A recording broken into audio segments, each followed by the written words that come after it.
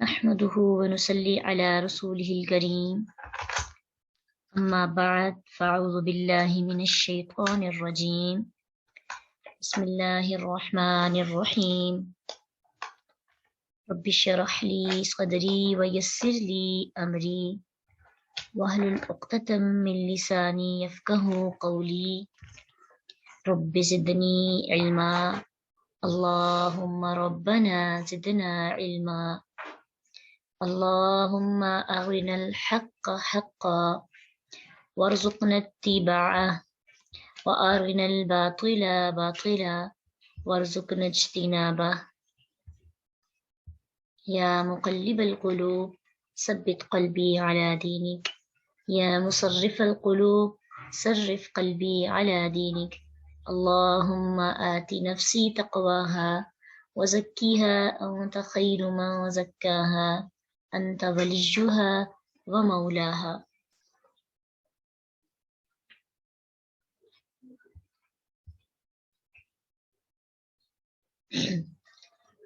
32 سے قالت وہ کہنے لگی کون عزیز مصر کی بیوی فذالکنا تو یہ ہے فا تو ذالی یہ ذا کننا جو ہے یہاں پہ مراد یہاں پہ تمام عورتیں ہیں یعنی جن کو وہ پکار رہی تھی وہ ساری بہت زیادہ عورتیں تھیں ایک عورت نہیں تھی کیونکہ اگر ایک عورت ہوتی تو یہاں پہ پھر واحد استعمال ہونا تھا اور یہاں پہ چونکہ زیادہ ہوتے ہیں تو کننا استعمال ہوا ہے الذی وہ شخص جو لم تننی تم ملامت کرتی ہو مجھے یعنی جس شخص کے بارے میں تم مجھے ملامت کر رہی تھی یہ ہے وہ شخص جو تمہارے سامنے آیا ہے وَلَقَدْ البتہ تحقیق راودتہ میں نے پھسلانا چاہا عن نفسہ اس کے بارے میں فاستعصم پس وہ بچ نکلا میں نے اس کو سیدھی راہ سے بٹکانا چاہا پھسلانا چاہا لیکن یہ میرے کنٹرول میں نہیں آیا اور تو نے بھی اپنا حربہ سب نے آزما لیا ہے اور یہ بچ نکلا ہے اور اگر اس نے ایسا ہی کیا وَلَئِن لَّمْ يَفْعَلْ مَا آمُرُهُ اگر اس نے وہ کام نہ کیا جس کا اس کو میں نے حکم دیا ہے تو میں اس کو ضرور قید کروا دوں گی اور البتہ یہ ہو جائے گا من الصاغرین ذلیل ہونے والوں میں سے اب جب لاسٹ آیات میں ہم نے سیکھا کہ یوسف علیہ السلام کو سب عورتوں پہ بلایا گیا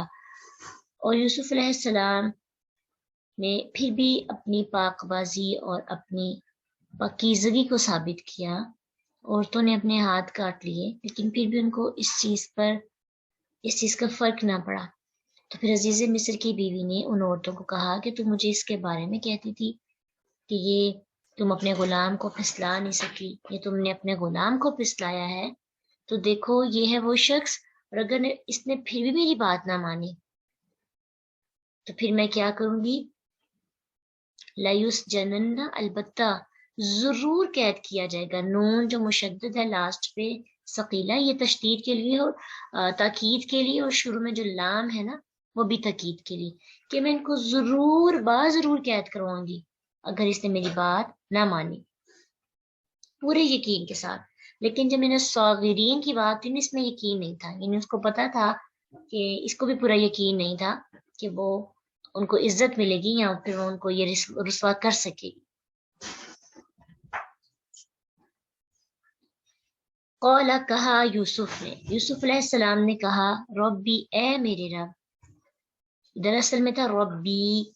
جو با کے نیچے یا ہے نا اسے پتہ چلتا ہے کہ یہ اس کے ساتھ یا بھی تھی با کے نیچے جو زیر ہے اے میرے رب السجن قیدخانہ احب زیادہ محبوب ہے افعالو کے وزن پر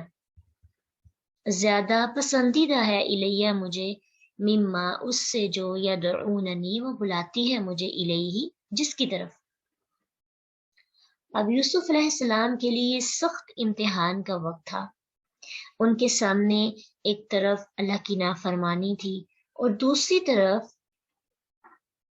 قید کی صورت اور اگر وہ نافرمانی نہ کرتے، بات مان لیتے، تو پھر کیا ہوتا؟ ان کے ناز اٹھائے جاتے، ان کو عزت دیتی وہ جو عزیز مصر کی بیوی ہے، ان کو آزاد رہنے کی اجازت ہوتی۔ لیکن اگر وہ اللہ کی نافرمانی کرتے تو یہ سب کچھ ملتا، لیکن اگر وہ نافرمانی نہ کرتے، اللہ کی رضا کے لیے، اللہ کی کے خوف اور تقوی کی خاطر وہ اس چیز کا انکار کرتے، تو اس کے عوض میں عزیز مصر نے اس کے لیے قید کر رکھی تھی، اور وہ قید خانے میں اس کو ضرور بھیجتی اگر وہ انکار کرتے۔ اس نے پورا عزم کر رکھا تھا۔ اب اس طرح کے امتحانات جب آتے ہیں نا اللہ کے بندوں پر، تو اللہ کے بندے کبھی بھی نافرمانی والا رستہ چوز نہیں کرتے۔ ان کو جتنا بھی نقصان ہو وہ اٹھا لیتے ہیں، وہ اپنی پاک بازی کو، اپنے ایمان کو، اپنے تقوی کو بچانے کی کوشش کرتے ہیں۔ ان کا لالچ ہوتا ہے ان کا ایمان بچ جائے، ان کا تقوی بچ جائے، ان کی اللہ سے دوستی بچ جائے۔ وہ دنیا کو داؤ پہ لگا کر اپنی آخرت کو بچا لیتے ہیں۔ انہوں نے کیا کیا؟ معصیت قبول کر لی اور خود کو اللہ کے سپرد کر دیا۔ اللہ مجھے اس سے بچا لے، اللہ میں قید خانے میں جانا پسند کرتا ہوں، میں ان عورتوں سے نہیں اب بچ پا رہا۔ یدعوننی، سب عورتوں کی بات، وہ مجھے بلاتی ہیں جس کی طرف، وہ مجھے جس برائی کی طرف بلا رہی ہیں میں اس کی طرف نہیں جانا چاہتا، تو مجھے قید خانہ زیادہ محبوب ہے۔ سوچئے مرد ہو کر انہوں نے قید کو پسند کیا، اور آج اگر ہم عورتیں گھروں کے اندر رہنا پسند کرتی ہیں صرف اس لیے کہ باہر میری عفت اور میری پاکیزگی بچ نہیں سکتی، تو کتنا پسندیدہ عمل ہوگا۔ ہم اس چیز کو بڑا اپنے لیے برا سمجھتے ہیں یا برا گردانتے ہیں کہ ہمیں ایک چار دیواری کے اندر رکھ دیا جاتا ہے، لیکن یوسف علیہ السلام نے خود اپنی پاکیزگی کو، اپنے ایمان کو سلامت رکھنے کے لیے اس چیز کو پسند کیا۔ اور دیکھیے ایسے بندے کے لیے جو برائی سے بچتا ہے اس کا کیا اجر ہے۔ ابو ہریرہ رضی اللہ عنہ بیان کرتے ہیں کہ 7 آدمی جنہیں اللہ تعالیٰ اس دن اپنے سائے میں جگہ دے گا، عرش کا سایہ جن کو نصیب ہوگا، وہ کون کون سے لوگ ہیں؟ سب سے پہلا وہ شخص جو عادل حکمران ہے، دوسرا وہ شخص، وہ نوجوان جس نے اللہ کی عبادت میں نشو و نما پائی، وہ آدمی جس کا دل مسجدوں سے اٹکا ہوا ہے، وہ 2 آدمی جنہوں نے اللہ کی خاطر ایک دوسرے سے محبت کی، اسی پہ جمع ہوئے اور اسی محبت پہ جدا ہوئے، اور وہ آدمی جس کے لیے کسی حسن و جمال عورت نے اسے اپنی طرف انوائٹ کیا، برائی کی طرف بلایا، لیکن آگے سے اس نے کیا رسپانس کیا؟ انی اخاف اللہ، میں اللہ سے ڈرتا ہوں، مجھے اللہ کا ڈر ہے، میں اس برائی کو ایکسپٹ نہیں کر سکتا۔ تو یہ 7 آدمی ہے۔ چھٹا وہ آدمی جس نے چھپ کر صدقہ کیا اور اس کے بائیں ہاتھ کو بھی خبر نہ ہوئی، اور 7واں وہ آدمی جس نے تنہائی میں اللہ کو یاد کیا اور اس کی آنکھوں سے آنسو بہہ پڑے۔ تو ان 7 آدمی میں سے ایک آدمی، ایک انسان وہ ہے جو برائی سے بچتا ہے، انکار کرتا ہے اللہ کے ڈر سے، اللہ اس کو بھی عرش کا سایہ نصیب کریں گے۔ سوچئے تنہائی ہو، کوئی آپ کو نہیں دیکھ رہا، صرف اللہ کی نظر آپ پر ہے، اور آپ اللہ کی خاطر اس چیز کو ریجیکٹ کرتے ہیں، ہاں وہ فزیکل ہے، ہاں وہ کسی بھی جگہ پر ہے، کسی بھی جگہ کی تنہائی ہے، آپ اللہ کی خاطر کسی کی بھی دعوت کو قبول نہیں کرتے، ایکسپٹ کر دیتے ہیں، مخالف جو جنس ہوتی ہے اس کی، غیر محرم کی، تو اللہ سبحانہ تعالیٰ ایسے بندوں سے بہت خوش ہوتے ہیں۔ تو اللہ تعالیٰ سے دعا ہے کہ اللہ اپنے فضل سے ہمیں بھی ایسے خوش نصیب لوگوں میں شامل کرے، اللہ ایسے لوگوں کے اندر ہمارا شمار بھی کر دے۔ وَإِلَّا تَصْرِفُ عَنِّي، اگر نہیں تو پھیرے گا انی مجھ سے، کیدہن ان کی چال، اصبو میں مائل ہو جاؤں گا، الیہن ان کی طرف، وَأَكُن مِّنَ الْجَاهِلِينَ اور میں ہو جاؤں گا جاہلوں میں سے۔ کتنی خوبصورت بات ہے نا کہ اللہ سبحانہ تعالیٰ سے کہہ رہے ہیں اللہ اگر آپ نے مجھے نہ بچایا تو میں نہیں بچ سکتا. اپنی تعریف نہیں کی، اپنے آپ کو کریڈٹ نہیں دیا کہ میں ابھی تک بڑا بچتا آ رہا ہوں تو اللہ میں بچ جاؤں گا. بالکل اس سے ایک بات سمجھ میں آتی ہے کہ جب تک انسان کو گناہوں کے مقابلے میں اللہ کی مدد حاصل نہ ہو جائے، خصوصاً عورت کے فتنے کے مقابلے میں، تو ایک مرد نہیں بچ سکتا. یعنی اس برائی کے اندر اللہ کی مدد شامل نہ ہو تو انسان چاہے وہ پیغمبر ہی کیوں نہ ہے، وہ اللہ کی مدد کے بنا گناہوں سے نہیں بچ سکتا. اور دوسرا ایک لرننگ پوائنٹ ہمارا اس میں یہ ہے کہ جب کوئی شخص اپنے علم کے مطابق عمل نہیں کرتا وَأَكُن مِّنَ الْجَاهِلِينَ تو وہ جاہلوں میں سے ہوتا ہے. تو یوسف علیہ السلام کی شان اپنی طہارت اور پاک دامنی کا قطعاً ذکر نہیں کیا، بلکہ اپنے آپ کو حالات کا مقابلہ کرنے سے عاجز قرار دیا. اللہ میں اس قابل نہیں ہوں، میں مائل ہو جاؤں گا، میں برائی میں پڑ جاؤں گا، میں انسان ہوں. اللہ اگر تو نے توفیق نہ دی تو میرا نفس اور شیطان مجھے ابار دے گا، مجھے گناہوں کی طرف ملامت کرے گا. یہ ہے طریقہ اللہ سے دعا طلب کرنے کا. اللہ مجھے توفیق عطا کر دے، میں گناہوں سے بچنا چاہتی ہوں. تو اللہ اپنے بندوں کی پکار کو، اپنے بندوں کی التجا کو ضرور سنتے ہیں. اللہ کبھی بھی ایسے بندے کو اکیلا نہیں چھوڑتے جو واقعی برائی سے بچنا چاہتا ہے. لیکن اگر اوپر سے ہم کہیں کہ میں بچنا چاہتی ہوں لیکن دل سے ہم پورے یقین اور اعتماد کے ساتھ انوالو ہوں، خود ہی ایفرٹ نہ کریں، تو پھر کوئی چانس نہیں ہوتا. انسان کو کوشش خود کرنی پڑتی ہے، نتیجہ اللہ پہ چھوڑنا ہوتا ہے، اللہ کی رحمت طلب کرنی ہوتی ہے. فاستجاب لہ ربہ، بس دعا قبول کر لی اس کے رب نے. فصرفت، اس نے پھیر دی، عنہ اس سے، کیدہن ان عورتوں کی چال. انہ هو السمیع العلیم، بے شک وہ خوب سننے والا، خوب جاننے والا ہے. اس کے بعد پھر کسی عورت نے یوسف علیہ السلام کو پھسلانا نہ چاہا، کوئی بھی ان کے پاس نہ آئی. یعنی ان کے جمال پر نبوت کی زرہ ڈال دی گئی. جیسے اللہ کے نبی صلی اللہ علیہ وسلم بہت خوبصورت ہے نا، ہمارے نبی کا حسن بھی بہت پیارا تھا،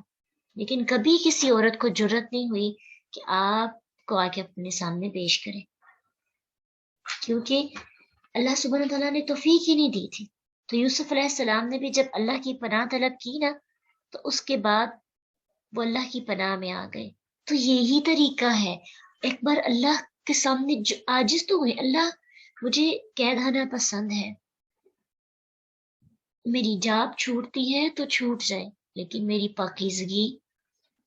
نہ میرے سے دور ہو. میری یونیورسٹی اگر چھوٹتی ہے کیونکہ یہاں پہ اگر میری پاکیزگی یا میری عفت کا خیال نہیں، یا مجھے ڈر ہے کہ یہاں پہ میری تقوی کی حفاظت نہیں، میرے ایمان کی حفاظت نہیں، تو اللہ میرے لیے کوئی ایسا وسیلہ بنا کہ میں اپنی ایسی جگہ پہ رہ کر اپنے سارے کام کر سکوں جہاں پہ میری عزت بچ جائے. تو جب انسان اللہ کی خاطر قربانی دیتا ہے نا، پھر اللہ اس بندے کو رائیگاں نہیں کرتے. پھر اللہ کو پتہ تو یہ بندہ واقعی سچا ہے، اور پھر اللہ اس کو دنیا کی تمام بری نگاہوں سے بچا لیتے ہیں. ایک بار بچنے کی پوری کوشش تو کریں، ایک بار ارادتاً انسان اللہ کی خاطر کچھ قربان تو کرے، اللہ کے خوف سے، اللہ کی رضا کے لیے، اللہ کی محبت میں.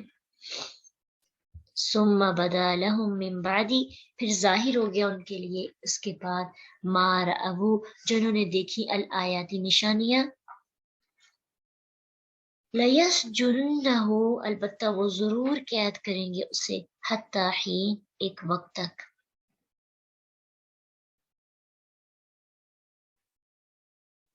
اب شہر میں اس واقعہ کا بڑا چرچا ہو گیا. عزیز مصر کی بیوی محبت میں دیوانہ ہو گئی ہے، اور یوسف علیہ السلام کی پاک دامنی بھی شہر میں پھیلنے لگی، اور یوسف علیہ السلام ہر صورت کچھ وقت کے لیے یہ انہوں نے ایک پلان کیا کہ ان کو ایک وقت کے لیے قید کر دیں گے، تاکہ ایک گھر میں رہنے کی وجہ سے مین ملاقات جو ہے ختم ہو جائے اور آہستہ آہستہ اس واقعہ کی شہرت بھی ختم ہو جائے۔ اس فیصلے سے نا یہاں اس وقت کی اخلاقی جو حالت ہے وہ ہمیں پتہ چلتی ہے کہ کس طرح یوسف علیہ السلام پاکیزہ تھے۔ ہونا تو یہ چاہیے تھا ان عورتوں کو جیل میں ڈالتے، ان تمام عورتوں کو قید خانے میں ڈالا جاتا، لیکن بجائے اس کے کہ ان عورتوں کی برائی ان کو نظر آتی، انہوں نے یوسف علیہ السلام کو قید خانے میں ڈالنے کا فیصلہ کر لیا۔ آج بھی یہی ہوتا ہے نا، جو کمزور طبقہ ہوتا ہے اگرچہ وہ پاک بھی ہو، سارے کا سارا جرم ان کے اوپر آ جاتا ہے، اور جو امیر اور اشرافیہ لوگ ہوتے ہیں، لیڈ کلاس کے ہوتے ہیں، وہ جتنی بھی برائی کریں، جتنا بھی برا کام کریں، وہ بچ نکلتے ہیں، اور قصوروار بچ جاتا ہے، جو بے قصور ہوتا ہے اس کو قید خانے میں ڈال دیا جاتا ہے، اس کے لیے جرائم تجویز کر کے پتہ نہیں کس کس طرح کے اس کے ساتھ اس پہ الزامات لگائے جاتے ہیں۔ اب یوسف علیہ السلام کی کوئی مسٹیک نہیں تھی، لیکن قید خانے میں بیچنے کے لیے نہ جانے کس طرح کی باتیں انہوں نے لوگوں کو کہی ہوں گی، یہ کیا ان کی نیت تھی۔ یہی ہم سوچتے ہیں نا کہ یوسف علیہ السلام کی پاکیزگی ثابت بھی ہو گئی تھی، پھر بھی وہ لوگ یوسف علیہ السلام کو کیوں قید خانے میں بھیج رہے تھے؟ اس کی ایک وجہ تو یہ بھی ہو سکتی ہے کہ وہ یوسف علیہ السلام کو تھوڑی دور بھیج کر وہ بات جو ہے دبانا چاہتے تھے، اور پھر یہ بھی بات ہو سکتی ہے کہ لوگوں کے ذہنوں میں یہ سوال پیدا کرنا چاہتے تھے کہ یوسف علیہ السلام قید میں چلے گئے ہیں، کوئی نہ کوئی تو ان کی غلطی ہوگی، جیسے ہم کہتے ہیں نا کہ اس کو حکومت نے قید خانے میں ڈالا ہے یا کسی نے بھی بھیجا ہے یا وہ جیل میں ہے، تو ایسے تو نہیں کوئی بندہ جیل میں چلے جاتا، کوئی نہ کوئی تو غلطی ضرور ہوگی، ایسے تو نہیں بدنامی اس کے ساتھ لگ گئی۔ بعض اوقات ہم غلط نہیں بھی ہوتے تو لیکن ہمارے ساتھ جو ہے بری باتیں منسوب کر دی جاتی ہیں۔ اب ہمارے ساتھ جب ایسا ہوتا ہے تو ہم بہت زیادہ معصوم اور خود ترسی کا شکار ہو جاتے ہیں، لیکن جب یہی معاملہ کسی دوسرے کے ساتھ ہوتا ہے تو ہم اس کی پاکیزگی کو کبھی بھی ایکسیپٹ نہیں کرتے، کہتے ہیں کہ بات ہے تو نکلی ہے نا، کوئی نہ کوئی تو بات ہوگی۔ تو اس وقت ہمیں یوسف علیہ السلام کی بات ذہن میں لانی چاہیے کہ ہر بدنام جو ہے وہ برا نہیں ہوتا، اور ایسے ہی ہوتا آتا ہے۔ اور پھر یہاں سے ایک اور بات پتہ چلتی ہے کہ عزیز مصر کے دل میں یوسف علیہ السلام کی محبت تھی، اگر نہ ہوتی تو وہ یوسف علیہ السلام کو غائب کروا دیتے، یا پھر جیسے ان کے بھائی حسد کرتے تھے تو ان کو مارنے کی پلاننگ کر رہے تھے، تو وہ عزیز مصر بھی ان کو مارنے کی پلاننگ کرتا، ان کو قتل کروا دیتا۔ لیکن اس میں کچھ حکمتیں بھی تھی، یوسف علیہ السلام نے اپنے لیے قید کو پسند کیا، اور پھر اللہ تعالیٰ نے بھی یہی فیصلہ کیا۔ اللہ کی اس میں بہت سی حکمتیں تھیں، بظاہر تو ہمیں بہت مشکل حالات لگ رہے تھے نا، لیکن قید میں جانا ان کے لیے عزتوں کی وجہ بنا۔ قید میں وہ جب گئے تبھی تو وہ بادشاہ تک پہنچے، بادشاہ تک رسائی ان کی پہنچی، اور ان کو اس ملک کا، مصر کا بادشاہ بنا دیا گیا، وہ انتخاب ان کا کیا گیا۔ تو اس سے ہمیں ایک بات پتہ چلتی ہے کہ بعض اوقات کچھ وقت کے لیے وہ فیصلہ ہمارے لیے بہت قید کی وجہ بنتا ہے، ہمیں لگتا ہے جیسے ہمارے لیے قید ہے، سانس بحال نہیں ہوتا، سانس بند ہونے لگتا ہے، لیکن شاید ہمیں یہ بات سوچنی چاہیے کہ اللہ تعالیٰ نے اگر یہ میرے حق میں لکھا ہے تو مجھے قبول کر لینا چاہیے۔ یوسف علیہ السلام قید میں گئے تھے تو ان کے لیے کتنے رستے آگے سے کھلے،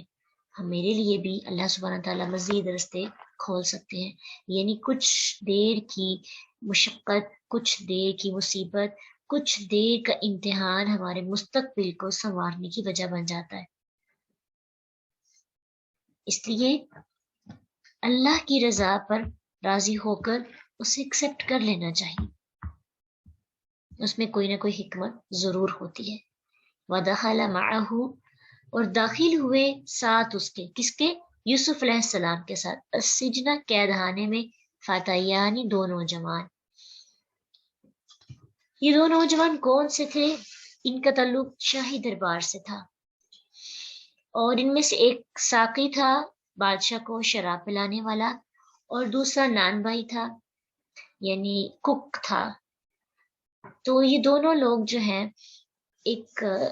جرم میں یوسف علیہ السلام کے ساتھ قید خانے میں داخل ہوئے۔ جرم ان کا یہ تھا کہ ان پہ الزام تھا کہ انہوں نے بادشاہ کو قتل کرنے کی سازش کی ہے۔ یوسف علیہ السلام کے ساتھ جب یہ داخل ہوئے تو اچھی خاصی پھر ان کی دوستی ہو گئی، کیونکہ جو لوگ اکٹھے آتے ہیں نا پھر سب ان کو یہی پکارتے ہیں کہ یہ تینوں اکٹھے آئے ہیں، اور اس طرح سے وہ ایک نام، وہ ایک دوستی اور ایک تعلق بن جاتا ہے۔ ان کو جو ہے یوسف علیہ السلام کو اللہ سبحانہ تعالیٰ نے خواب کی تعبیر کا علم سکھایا تھا، تو خواب کی تعبیر جیل کے اندر دو آدمیوں کو آئی، دو لوگوں کو آئی، دو نوجوانوں کو جو ان کے ساتھ داخل ہوئے تھے۔ ایک کہنے لگا وقال الآخر، کہا قال احدہما، کہا ان دونوں میں سے ایک نے،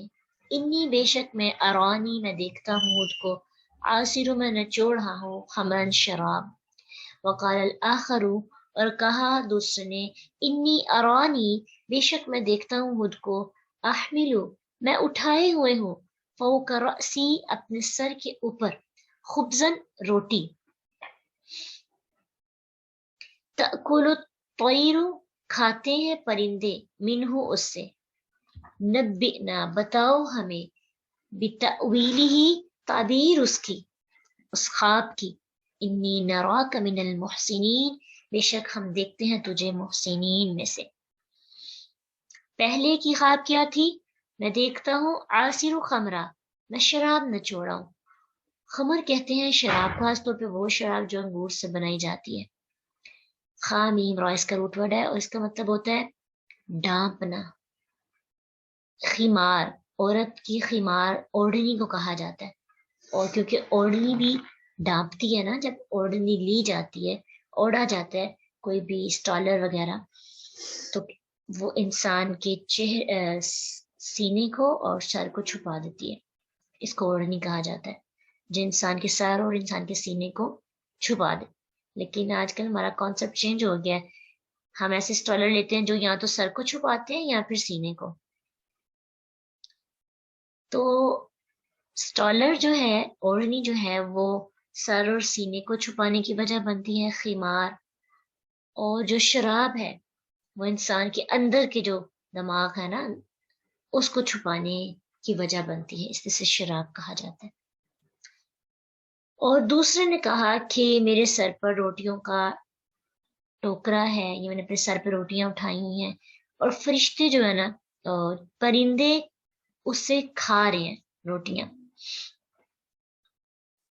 انا نراک من المحسنین، بے شک ہم تجھے محسنین میں سے دیکھتے ہیں۔ اب یوسف علیہ السلام کے پاس وہ تعبیر پوچھنے کیوں آئے تھے؟ دونوں بادشاہ کے خاص خادم تھے، لیکن بہت جلد یوسف علیہ السلام کے حسن اخلاق سے متاثر ہو گئے، ان سے مانوس ہو گئے۔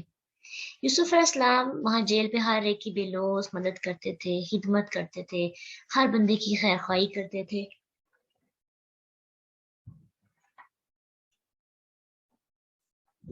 اور اپنی نیکی اور ہمدردی کی وجہ سے وہ بہت جلد لوگوں کے نگاہوں کا مرکز بن گئے۔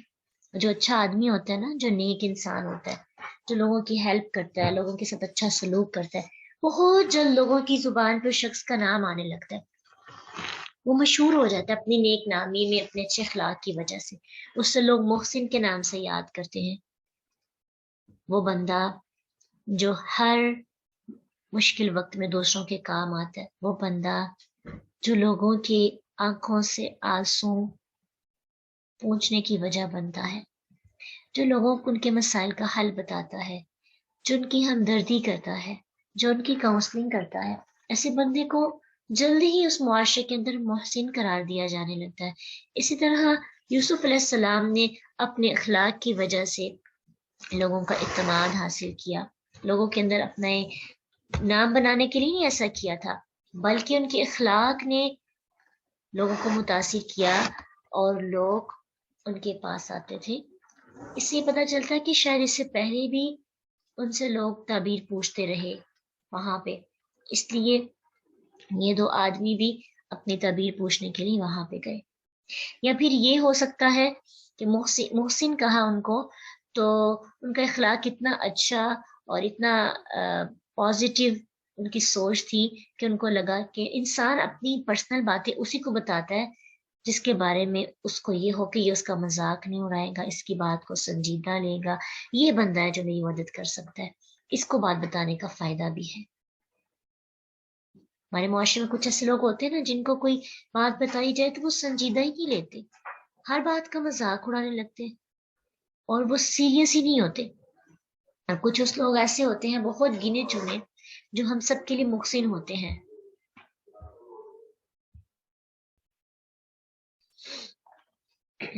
تو وہ دونوں نوجوان یوسف علیہ السلام پہ بھروسہ کرتے تھے، اعتماد تھا کہ یہ ہماری بات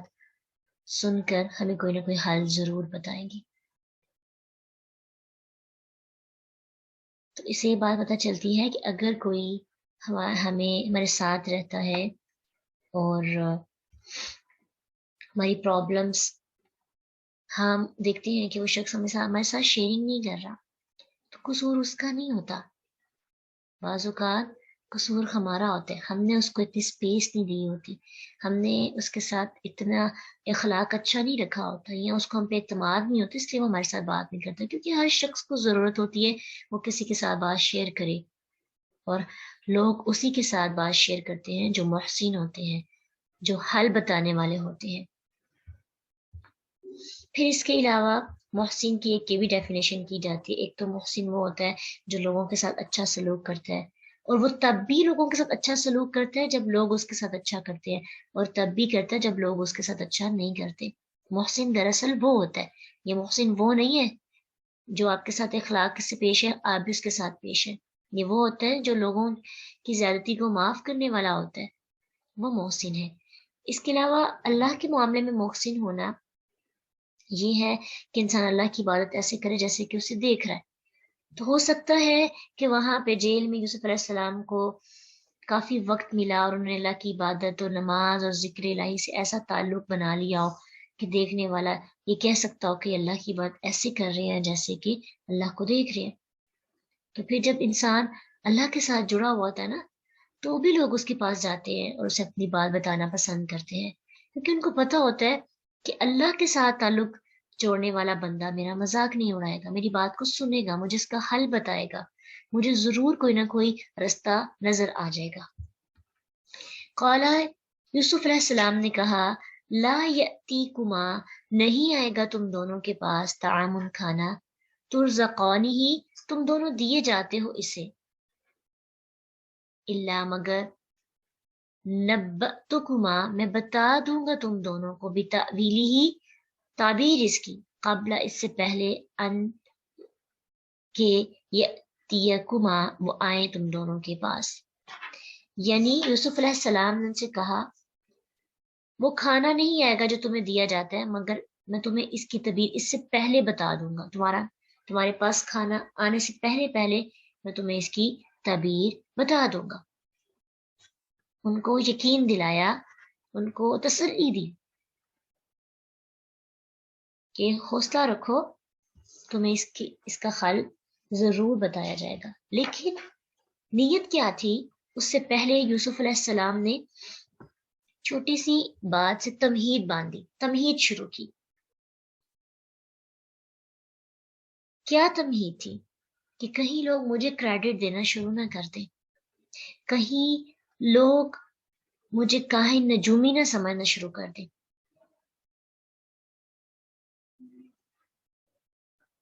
کہنے لگے ذالکما مما علمنی سکھایا مجھے ربی میرے رب نے، یہ جو میں خواب کی تعبیر کرتا ہوں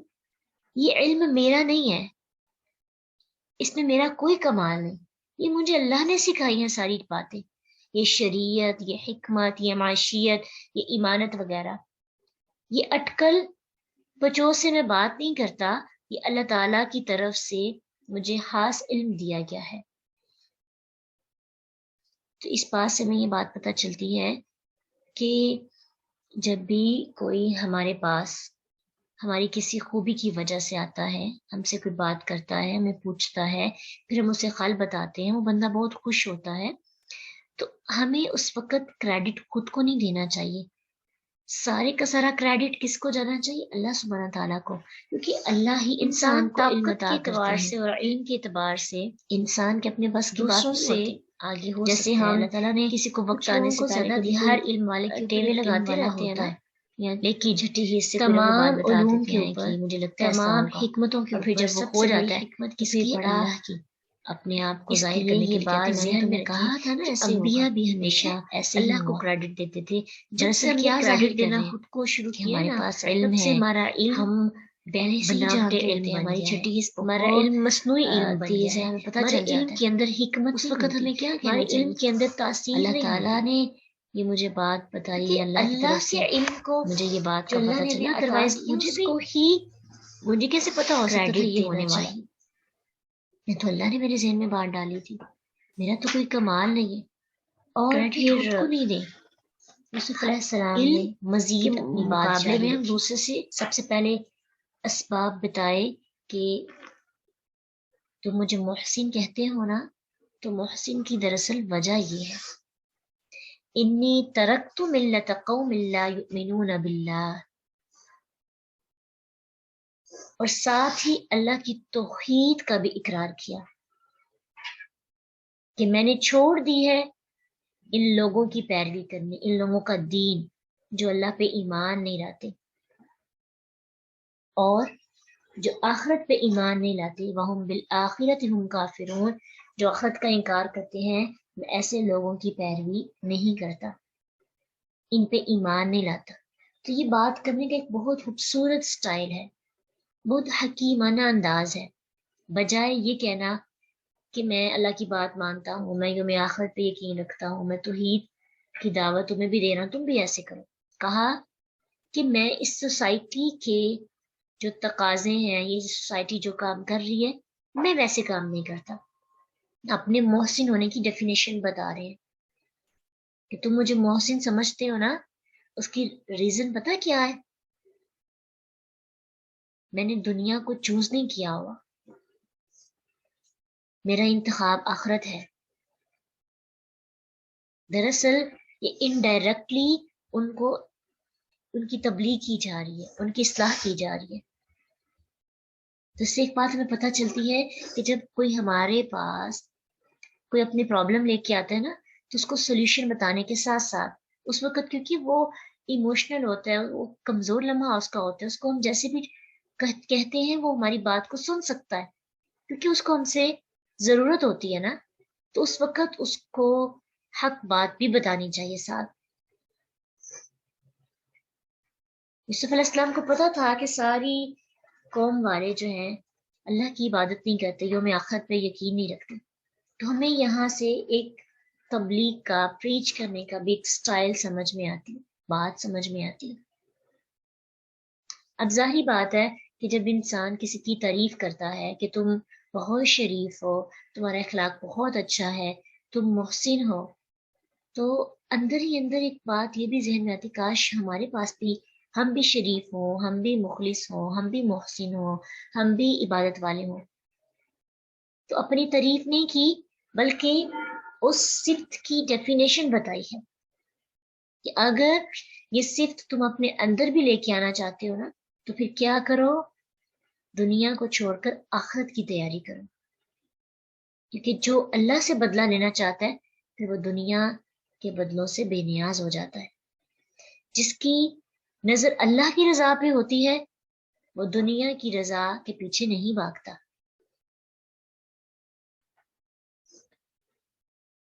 وَاتَّبَعْتُ مِلَّةَ آبَائِي، اور میں نے پیروی کی دین کی اپنے آباء و اجداد کی، ابراہیم و اسحاق و یعقوب، اور یعقوب اور اسحاق کی۔ ما کان لنا ان نشرک باللہ من شیء، نہیں ہمارے لیے کہ ہم شریک ٹھہرائیں اللہ کے ساتھ کسی چیز کو، ذالک من فضل اللہ علینا وعلی الناس ولکن اکثر الناس لا یشکرون. کسی چیز کو یہ فضل، مطلب ہم اللہ کے ساتھ کسی بھی چیز کو شریک نہیں ٹھہراتے، یہ فضل ہم پر اللہ کا ہے، اور لوگوں پر بھی جو بھی اللہ کی عبادت کرتے ہیں، جو بھی دین کی طرف آتے ہیں، وہ خاص اللہ کے فضل سے آتے ہیں. لیکن اکثر لوگ شکر نہیں ادا کرتے، اپنی ہدایت حاصل کرنے کے بعد بھی نہ شکرے رہتے ہیں. ہدایت کا مل جانا کس کا کمال ہے؟ اللہ کا فضل ہے. اگر ہم قرآن کو سیکھتے ہیں، کس کا فضل ہے؟ اللہ کا. اگر اللہ نے ہمیں اس کے ذریعے ہدایت دی، کس کا فضل ہے؟ اللہ کا. کریڈٹ خود کو پھر بھی نہیں دیا. کہنے لگے یہاں پہ نا وہ اپنا بیک گراؤنڈ بتا رہے ہیں، اپنا اور اپنے آبا کا تعارف کروا رہے ہیں. اس سے ایک بات پتہ چلتی ہے کہ جب داعی کی شخصیت بھی واضح ہو جاتی ہے تو اس کی دعوت میں اثر زیادہ ہوتا ہے، وہ قبول کرنے میں مددگار ہوتی ہے. یعنی جب بیک گراؤنڈ کا پتہ ہوتا ہے نا کہ فلاں بندے کی کیا عزت ہے معاشرے کے اندر، کیا رتبہ ہے، کیا مقام ہے، تو تاثیر بات کی اور بڑھ جاتی ہے. اب آپ دیکھیے کہ ایک بندہ، عام بندہ وہی بات ہمیں کہتا ہے، اور ایک وہ بندہ جس کا معاشرے کے اندر ایک اثر و رسوخ ہے، جس کا ایک رتبہ ہے، مقام ہے، تو اس بندے کی بات ہمیں بڑی برانڈیڈ لگتی ہے.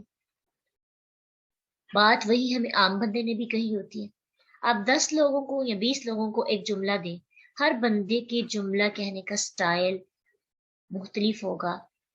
اور اس کی بات کا اثر بھی مختلف ہوگا. کیوں؟ ہر بندہ اپنی اپنی صلاحیت کے اعتبار سے، پھر جیسے جس کا رتبہ بلند ہوگا اس کی بات ہم پہ زیادہ اثر کرے گی. جو ہمارے لیے قابل عزت ہوں گے، قابل فخر ہوں گے، یا ہم جن کے فین ہوں گے، ہمیں ان کی بات زیادہ اثر کرے گی. تو دائی کا تعارف بہت ضروری ہوتا ہے، اور دائی کا اچھا تعارف ہونا چاہیے. وہ اپنا تعارف کروا رہے ہیں، اس لیے نہیں کروا رہے کہ یہ کہہ سکے دیکھو میرا کس خاندان کے ساتھ تعلق ہے. وہ اپنی بڑائی بیان کرنے کے لیے ایسا نہیں کہہ رہے، بلکہ اس دین کو انٹروڈیوس کروا رہے ہیں جس دین کی وہ پیروی کرتے ہیں، کہ ہم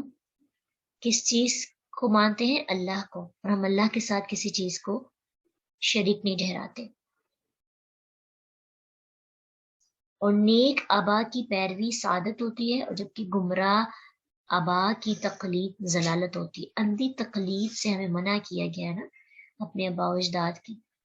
لیکن اس کا مطلب یہ نہیں کہ ان کی اچھی چیزیں بھی ہے ہم اختیار نہ کریں، اچھی باتوں کو نہ مانیں. جو بات قرآن اور حدیث کے مطابق ہے ان کو ایکسیپٹ کرنا چاہیے، ان کو ماننا چاہیے. وہ تو ہم اللہ کی بات مان رہے ہیں نا. تو باقی جو باتیں ہیں ان کو ہمیں قبول نہیں کرنا. اور پھر اس آیت سے ہمیں ایک اور چیز بڑی پیاری پتہ چلتی. ایک تو یہ کہ ان نے اپنا مقام، اپنا رتبہ اور اپنا بیک گراؤنڈ واضح کیا تاکہ بات میں تاثیر پیدا ہو. اپنی بات کے اثر کو بڑھانے کے لیے انہوں نے ایسا کیا تھا. اس سے یہ بات ہمیں پتہ چلتی ہے کہ اگر اپنی بات کا اثر بڑھانے کے لیے ہمیں تھوڑا اپنے بارے میں بتانا بھی پڑے کہ ہماری اہلیت کیا ہے، یا ہم کس قابل ہیں، یا ہماری صلاحیت کیا ہے. جیسے آگے جا کے ہم پڑھیں گے کہ یوسف علیہ السلام نے بادشاہ کو کہا تھا کہ مجھے نگران مقرر کر دیں کیونکہ میں اس کے بارے میں علم رکھتا ہوں، جانتا ہوں. تو کیا پتہ چلتا ہے کہ کسی کو بتانا بھی پڑے کہ میرے پاس کیا سکلز ہیں، کیا صلاحیتیں ہیں، تو بتا دینا چاہیے، کیونکہ تاکہ اگلے بندے کا بھی نقصان نہ ہو اور ہماری بات کا اثر بھی اس پہ ہو. جیسے ایک مبلغ ہے تو اگر وہ تبلیغ کرنا چاہتا ہے، تھوڑا بہت اسے اپنی صلاحیتوں کے بارے میں بتانا بھی پڑے تو کوئی خرج نہیں ہوتا. یہ بات ہم اندر ہونی چاہیے کہ فخر اور تکبر نیت نہ ہو، لوگوں پر اپنی داغ بٹھانا نیت نہ ہو. نیت یہ ہو کہ لوگ کس طرح کے لوگوں کی بات سننا پسند کرتے ہیں. تو اگر میرے پاس ویسی صلاحیتیں ہیں تو مجھے تھوڑی اگر اظہار کر بھی دینا پڑے تو کوئی خرچ نہیں. اللہ سے مدد طلب کرنی چاہیے کہ دکھلاوا نہ آئے، بلکہ نیت یہ ہو کہ میری بات کی تاثیر بڑھ جائے.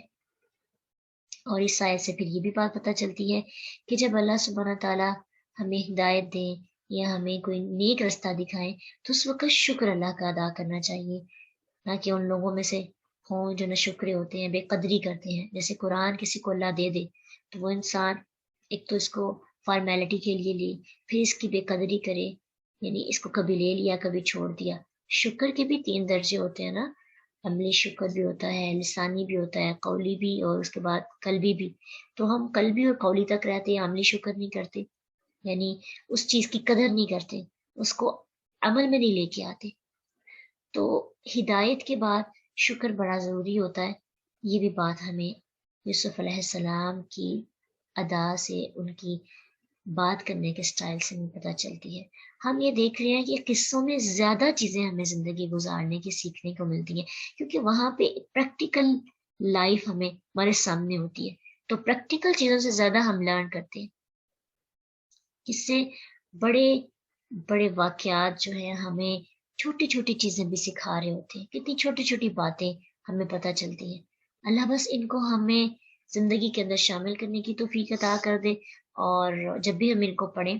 تو ہم کچھ نہ کچھ ضرور لرن کریں۔ وآخر دعوانا ان الحمد للہ رب العالمین۔ سبحانک اللہم وبحمدک، نشہد ان لا الہ الا انت، نستغفرک ونتوب الیک۔ السلام علیکم ورحمۃ اللہ وبرکاتہ۔